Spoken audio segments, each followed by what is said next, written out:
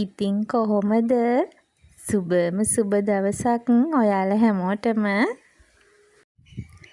ඉර පායගෙන එනකොට වැටෙන ඉර එළිය මේ විදිහට ගස් අස්සෙන් පෙරි පෙරි රත්තරන් පාටට ගස් කොළන් වලට වැටෙනකොට හරිම ලස්සනයි.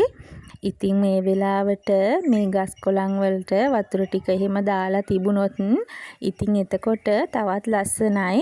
වතුර බින්දුව එහෙම අර ඉර එළිය වැටිලා රත්තරන් පාටට දිලිසෙනවා. හරි ලස්සනයි ඉතින් ගාඩන් එක දිහා බලනකොට ඒ වෙලාවට. ඉතින් බලන්නකෝ ඔයාලත් චුට්ටක් ලස්සනයි නේද කියලා. මේ තියෙන්නේ මගේ ඇට්ටේරියා ගහ. මේක තියෙන්නේ අපේ වත්තට ඇතුල් වෙන තැනම ගේට්ටුව අයිනේ. ඉතින් වත්තට ඇතුල් වෙන කෙනෙකුට වගේම පාරේ යන අයටත් මෙතනින් යනකොට හරි සුවඳයි. මෙයාගේ මල් පිපුණාම පහුගිය ටිකේ නම් මල් පිපුණා. මේ දවස්වල නම් මල් නැහැ. ඉතින් මල් පිපුණාම මෙතන හරිම සුවඳයි. මෙන්න මෙයාත් ඉතින් ඇටේරියා ගහ ළඟම එයාගේ තනියට ඉන්නවා.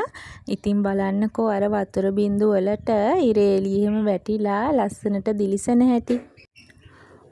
උදෙන්ම මිදොල එහෙම ලස්සනට අතුපතු ගාලා මල් වලට වතුර එහෙම දාලා ආයෙත් පාරක් හැරිලා ඔයාගේ මිදොල දිහා එහෙම නැත්නම් ගාඩන් එක දිහා බලනකොට ඔයාලට මොකද හිතෙන්නේ?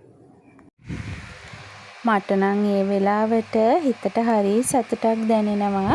මං හැමදාම මිදුල අතු ගාලා වතුර ටික එහෙම දාලා ඉවර වෙලා ආයෙත් පාරක් හැරිලා මගේ පුංචි ගාඩන් එක දිහා එහෙමත් නැත්නම් මගේ පුංචි මිදුල දිහා විනාඩි 2-3ක් මම බලාගෙන ඉන්නවා. මගේ අත් දෙකෙන් මගේ මහන්සියෙන් මං හිටවගත්තු මගේ මල් පැල ටික මගේ පුංචි මිදුල දිහා මං චුට්ටක් වෙලා ඒ විදිහට බලාගෙන ඉද්දී හිතට දැනෙන්නේ පුදුම සැනසෙල්ලක්. ඒ වගේම දවසේ ඉතුරු වැඩ ටික හොඳ ප්‍රබෝධයෙන් කරගන්න හොඳ උත්තේජනයක් අපේ හිතට වගේම අපේ මනසටත් ලැබෙනවා මේ වෙලාවට. ඉතින් ඔයාලත් උදේට මිදුල අතු ගාලා මල් වලට වතුර ටික එහෙම දාලා ඉවරුණාට පස්සේ එක පුංචි විනාඩි 5ක් අරගෙන ඔයාගේ ගාඩන් එක දිහා චුට්ටක් හැරිලා බලන්නකෝ. මම මේ කියන හැඟීම මේ කියන සතුට ඔයාලටත් දැනේ.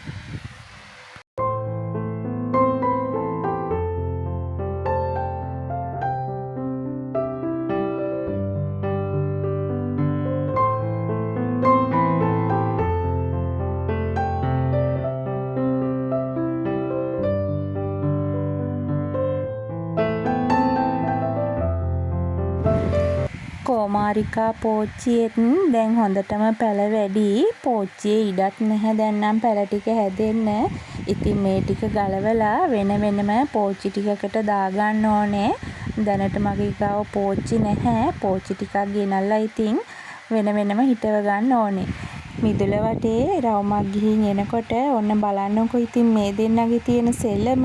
ඉතින් මෙයාලගේ 4 දෙනෙක් ඉන්නවා. අනිත් දෙන්නත් දැන් කොහෙට හරි වෙලා සෙල්ලම ඇති. මෙයාලත් ඉතින් පොඩි ළමයි වගේ තමා නේද? එක තැනක එක විදිහකට ඉන්නම බෑ. සෙල්ලම තමයි ඉතින් කොයි වෙලේ. මෙයාලගේ අම්මා මෙයාලව හම්බ වෙන්න ඉන්නකොට තමයි අපේ ගෙදරට ආවේ.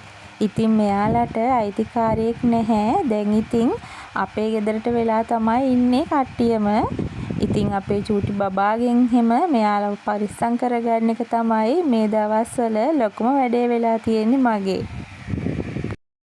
ඔන්න බලන්නකෝ මගේ කොච්චි ගහ කොච්චි පිරීලා තියෙනවා මේ දවස්වල. ඉතින් දැන් නම් භාගයකටත් වැඩිය ඉදිලා තමා තියෙන්නේ. පහුගිය ටිකේම කඩන්නම් කියලා හිටියට කඩන්න හම්බුනේ නැහැ. අද නම් ඉතින් මේක කොහොම හරි කඩන්න ඕනේ. නැත්නම් ඉතින් ඉදිලා වැටිලා ගියොත් අපරාධනේ. මේ කොච්චි ගහ ඉබේ පැලවෙච්ච එකක්. ඉබේ කියන්නේ මම පුංචි කොච්චි පැලයක් පෝච්චියක හිටවලා තිබුණා කලින්. ඉතින් ඒක නම් මෙච්චර ලොකුවට හැදුනෙත් නැහැ. මෙච්චර කරල් හැදුනෙත් නැහැ. කරල් 4-5ක් කොහොම තමයි හැදුනේ. ඉතින් ඒ කරල් මම කඩන්න නැතුව ගහේම තිබුණා. ඉතින් ඒවා ඉදිලා ඒ වගේ යට වැටිලා තමයි මේ ගහ හැදුනේ. මේකේ නම් ඉතින් හොඳට කරල් හැදුනා. මං දැන් 5-6 වතාවක්ම මේ විදිහට කරල් කඩාගත්තා. මේ කොච්චි මම ගෙදර පාවිච්චියටත් ටිකක් තියාගෙන වැඩිපුර තියෙන ඒවා විකුණනවා. ඒ කියන්නේ ඔය වඩ හදන කට්ටිය ඉන්නේ. අන්න ඒ කෙනෙකුට දෙනවා. ඉතින් ගිය පාර මම කොච්චි විකුණන්න ගිය වෙලාවේ කිව්වේ කොච්චි කිලෝ එකක් රුපියල් 1200කට ගන්නවා කියලා එයාලා. මගේ නම් ඉතින් එච්චර තිබුණ නැහැ. ඒ වෙලේ ග්‍රෑම් 500ක් වගේ තමයි තිබුණේ.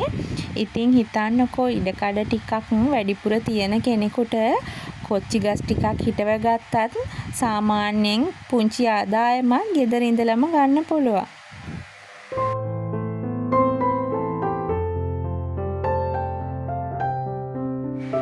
කොච්චි ටිකක් කඩලා තියලා දැන් මං හදන්නේ මගේ ගාඩන් එකට පුංචි ලස්සනක් එකතු වෙන වැඩක් කරගන්න. මෙන්න මේ වගේ ලී කොටයක් තිබුණ පිටිපස්සේ පැත්තකට දාලා ඉතින් ඒක අරගෙන මම ඒකට මේ විදිහට යටට shopping නුරයක් එහෙම දාලා දිරන්නේ නැති වෙන්න ගෙදර හෙවන තියෙන තැනක් බලලා මේ විදිහට ඒක හිටව ගත්තා. ඒක හිටවගෙන ඒකට පොඩි ප්ලාන්ට් එකක් මං තියාගන්න තමයි හදන්නේ. තියාගන්න කියන්නේ ඔය දැන් කොටේ තැන් තැන් වලින් අර දිරලා වගේ හිල් වෙලා වගේ අර කෑලි තියෙනවනේ කඩතොළු වෙලා වගේ අන්න ඒ තැන් වලට ඒ ප්ලාන්ට් එකෙන් ටිකක් තියලා බැඳ ගන්න තමයි හදන්නේ. ඉතින් බලන්නකෝ ඉස්සරහට මොකද්ද මම ඒකට තියෙන ප්ලාන්ට් එක කියලා. හරිම ලස්සනයි. ඒක මේ කොටේ පුරාම යනවා. එතකොට ඉතින් හරිම ලස්සනයි. දැන් හදපු ගමන් නම් එහෙම ලොකුවට ලස්සනක් පේන්නේ නැති වෙයි ඔයාලට. ඒ වුණාට මේක ටිකක් හැදෙනකොට හරිම ලස්සනයි. ඒ වගේම හැදෙන්න ගොඩක් කල් යන්නෙත් නැහැ. විශේෂ පොහොර එහෙම මුකුත් ඕනෙත් නැහැ. හොඳට වතුර ටික දාලා හෙවන තිබ්බොත් ලස්සනට මේක හැදෙනවා. මගේ ගාව පෝච්චි දෙකක්ම තියෙනවා. ඉතින් මමත් චූටි කෑල්ලක් තමා යාළුවෙකුගෙන් ඉල්ලගෙන ඇවිල්ලා පැල කරගත්තේ. දැන් ඉතින් පෝච්චි දෙකක් පිරෙන්නම තියෙනවා මගේ. ඉතින් ඒ තියෙන පෝච්චියකින් ටිකක් ගලවගෙන ඇවිල්ලා මේ විදිහට මේකට හිටව ගන්න තමයි මං හදන්නේ. මෙන්න මේ විදිහට කොටේ කඩතොළු වෙලා තියෙන තැන්වලට මේ පැලේ තියලා පස් ටිකක් එහෙම තියලා හොඳට තද කරගන්නවා. එතකොට කොටේට හයි වෙලා හිටිනවා මේක. අන්තිමට මම වැල් පොටක් අරගෙන චුට්ටක් බැඳලා තිබ්බා කෝකටත් කියලා. ඒ නැතත් ඉතින් මේ කඩතොළු අස්සට තියලා හොඳට තද කරපුවාම ඒක හිටිනවා. වැටෙන්නේ නැහැ. මේක මං දන්න තරමින් මීවන වර්ගයට ශාකයක් තමයි. ඉතින් හොඳට වතුරයි හෙවණයි තමයි ඕන මේක හැදෙන්න. වෙන කිසිම දෙයක් ඕනේ නැහැ. හොඳ හෙවණක තියලා හොඳ සීතලට තිබ්බොත් හරි ඉක්මනට බෝ වෙනවා මේක. මේ කොටේ වැහෙන්නම මේක හැදෙනවා ඉතින්.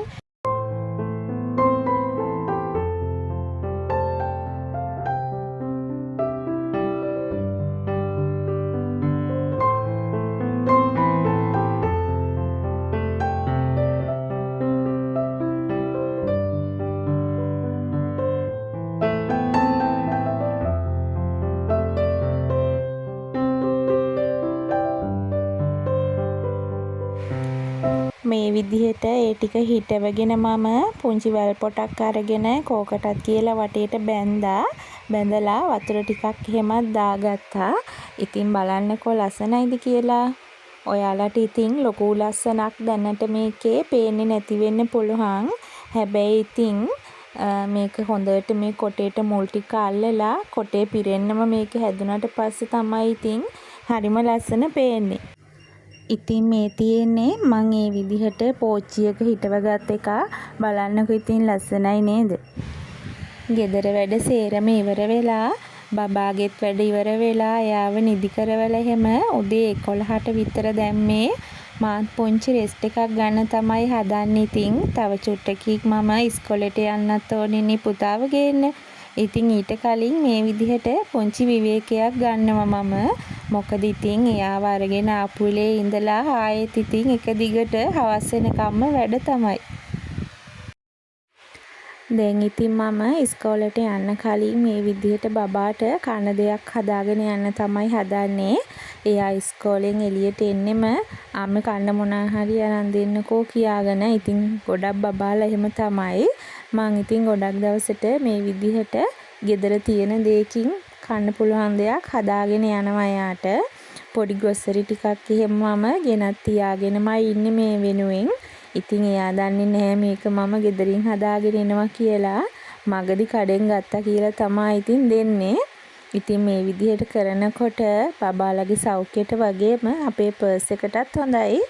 ඒ වගේම තමයි ඉතින් සතියට එක දවසක් වගේ කඩේට එක්කගෙන ගිහිල්ලා ඉතින් එයා ඉල්ලන දේකුත් අරගෙන දෙනවා. මොකද ඉතින් පොඩි බබාලා ආසයිනේ එහෙම.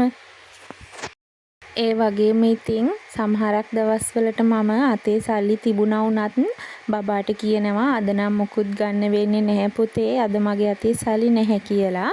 මොකද බබාලට නෑ බෑ කියන දේවලුත් හුරු කරන්න ඕනේ. ඉල්ලන පරක්කුවට ඉල්ලන හැමදේම ගෙනත් දෙන්නේ නැතුව නෑ බෑ කියන දේත් එයාලට හොඳට පුරුදු කරන්න ඕන කියලායි මම නම් හිතන්නේ. අපිට අද තියෙන දේ හෙට නැති වෙන්න පුළුවන්. ඒ වගේම අද නැති දේ අපිට හෙට ලැබෙන්නත් පුළුවන්. ඉතින් ඒක කොහොම වුණත් නෑ බෑ කියන දේත් දරුවන්ට පුරුදු කරලා තිබ්බහම ඇති හැකි දාට වගේම නැති බැරි දාකට වුණත් පසුතැවෙන්නේ නැතුව තියෙන දේ පිරිමහගෙන සතුටින් ඉන්නේ කොහොමද කියන එක එයාලා දැනගන්නවා. ඉතින් එහෙනම් මාත් ගිහින් එන්නම්. වීඩියෝ එක හොඳයි නම් ලයික් එකක් කමෙන්ට් එකක් දාන්න. ඒ වගේම channel එක subscribe කරලා නැත්නම් channel එකත් subscribe කරලා දිගට මගේ වීඩියෝස් බලන්න මාත් එක්ක එකතු වෙන්න. ඔයාලා හැම කෙනෙකුටම සතුට සැනසුම් පිරුණු සුබ දවසක් වේවා. බුදු සරණයි හැමෝටම.